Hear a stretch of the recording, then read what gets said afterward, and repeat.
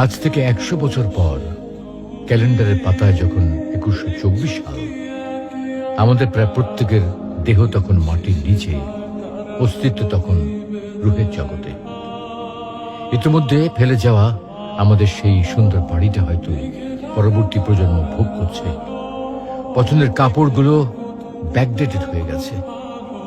শখের গাড়িটা হয়তো অন্য কেউ চালাচ্ছে, আর আমায় খুব কম জনের স্মরণে রেখেছে, হয়তো কেউ ভাবেও না।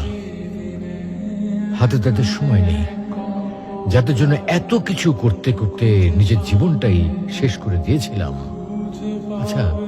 আচ্ছা, বাস্তবতার এই জীবনে আপনি আপনার দাদার দাদাকে কতবার স্মরণ করেন? আপনার দাদির কথা আপনি কখনো কি আপনার মনে পড়ে?